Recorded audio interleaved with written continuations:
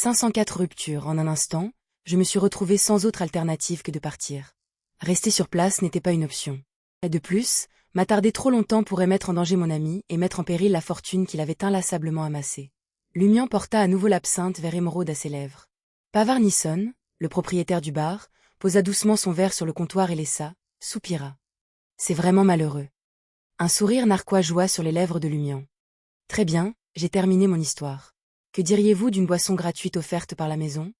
Pavard, sa queue de cheval lui donnant une apparence quelque peu artistique, fut momentanément interloqué.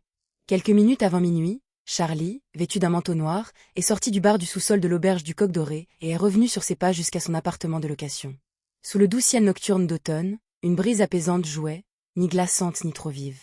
Cela semblait nettoyer à la fois le corps et l'esprit à chaque inspiration. Charlie ne put s'empêcher de prendre une profonde inspiration. Doc Chasterisqueté, quel ivrogne a encore fait pipi partout. L'odeur nauséabonde qui régnait dans l'air aigrit l'humeur de Charlie. À ce moment précis, une silhouette émergea de l'ombre devant moi. Le personnage arborait des cheveux noirs dorés, des yeux bleus perçants et un visage d'une beauté saisissante, nul autre que Ciel Dubois. Vous n'avez pas quitté Trèves? Le cœur de Charlie bondit de joie, prêt à en savoir plus.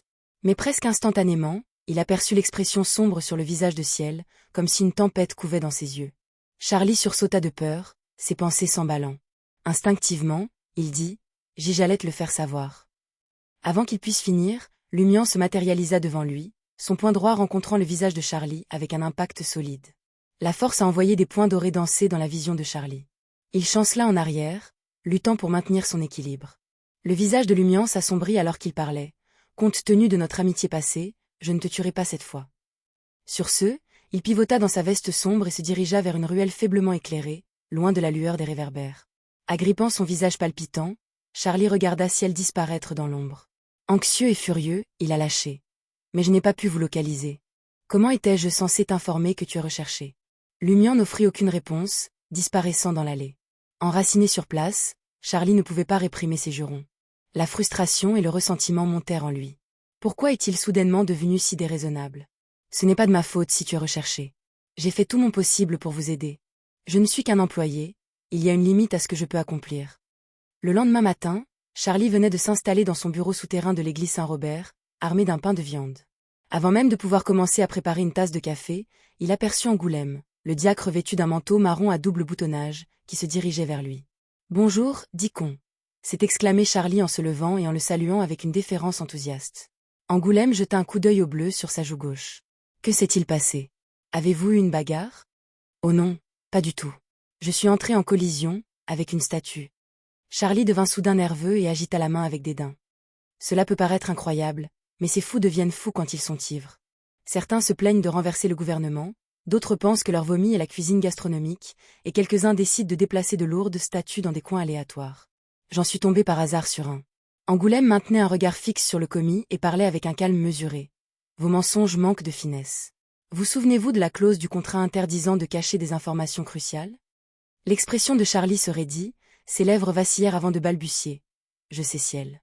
Ciel Dubois m'a attaqué.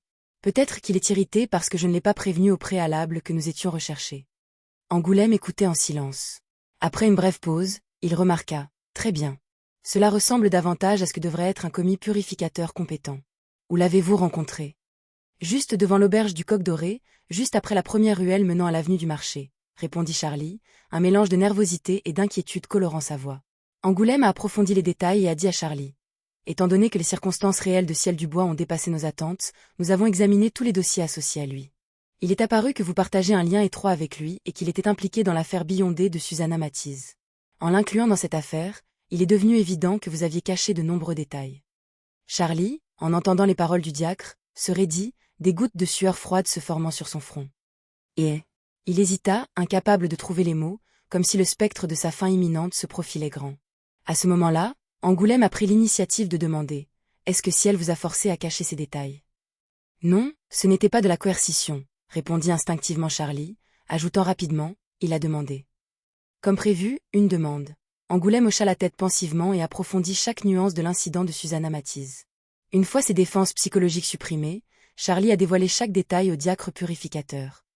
En concluant son récit, Angoulême a parlé avec gravité.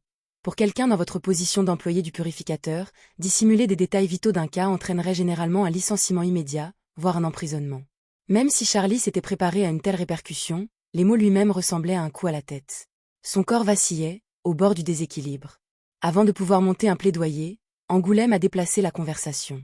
Cependant, votre récente performance a été louable. Vous avez fait preuve de diligence, de dévouement et d'engagement dans vos études. Et de plus, il semble que vous n'ayez pas divulgué d'informations à Ciel, provoquant son ressentiment à votre égard. En tant que diacre de l'Inquisition du quartier du marché, je suis enclin à ne pas laisser de côté quelqu'un qui est sincèrement sorti de l'abîme et écrasé son dernier espoir. Compte tenu de votre dossier vierge après être devenu commis au purificateur et de l'authenticité de l'incident de Susanna Matisse, je vous offre une autre chance. Je ne peux pas simplement te pousser dehors et attendre que Ciel te tue ou que l'arbre mère du désir te soit accordé pour te retrouver, n'est-ce pas? Vous serez licencié, mais vous pouvez effectuer un stage ici. Votre salaire reviendra au niveau de stagiaire pendant 6 mois. Si vous excellez et évitez les erreurs pendant cette période, vous pourrez être réembauché. Sinon, il vous sera demandé de partir immédiatement. En termes plus simples, votre sanction est une probation de 6 mois. Charlie, en entendant ces mots, ressentit un sentiment de soulagement, comme s'il était tombé en enfer pour ensuite être ramené au paradis. Dans une frénésie de gratitude, il se laissa tomber sur son siège, vidé de ses forces. Alors qu'Angoulême partait, l'esprit de Charlie était ébranlé, des scènes défilaient devant ses yeux. Après quelques secondes, il a levé la main droite et s'est infligé une gifle. Marmonnant de frustration et de regret, il réfléchit. En y pensant, hier soir au bar, je me suis vanté du fait que Ciel et moi étions amis qui avions affronté la vie et la mort ensemble. Peu de temps après son retour à son bureau, Angoulême reçut un télégramme. Il est originaire du Plessis-des-Cartes de la cathédrale Sainte-Viève, tutelle du diocèse de Trèves. Le cardinal convoque Angoulême à la cathédrale Sainte-Viève pour un entretien. Cathédrale Sainte-Viève. En montant un escalier éblouissant jusqu'à une zone proche du dôme, une petite pièce l'attendait. C'était l'un des endroits de Trèves les plus proches du soleil.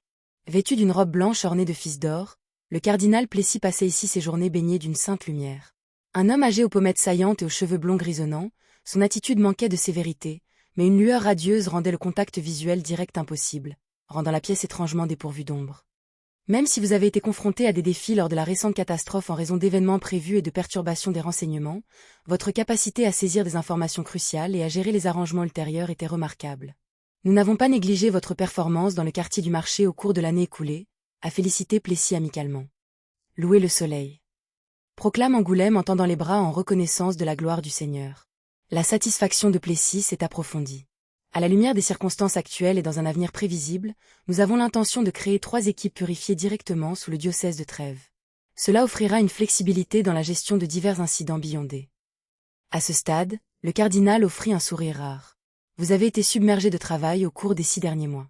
En privé, vous avez exprimé vos inquiétudes concernant le manque de temps libre. Ne vous blâmez pas, c'est une expérience humaine courante. En tant que diacre du diocèse de Trèves, vous devriez trouver plus de temps libre. Votre rôle consistera à traiter des cas dépassant la capacité ou le calendrier des purificateurs des districts. Bien sûr, cela comporte aussi des risques. Vous devez comprendre cela clairement.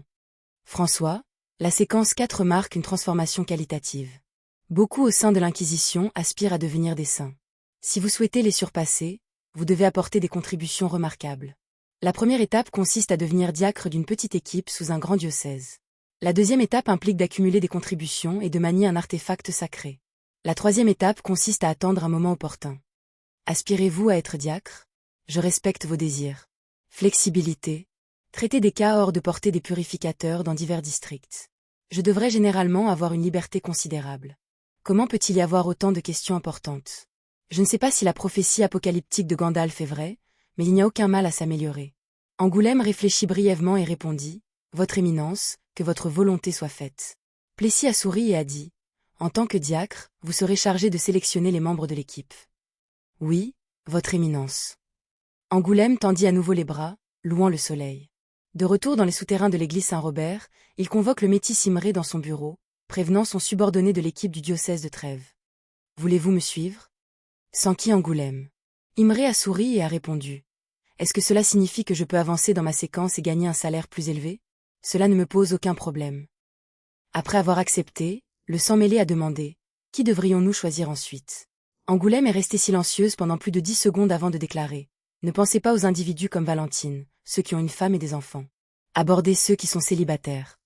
Une équipe sous commandement direct est à la fois un honneur et un risque. Angoulême poussa un léger soupir et ajouta. Quel purificateur avec une famille heureuse ne voudrait pas voir son enfant grandir et passer plus de temps avec son conjoint? Laissons les célibataires parmi nous porter ce fardeau.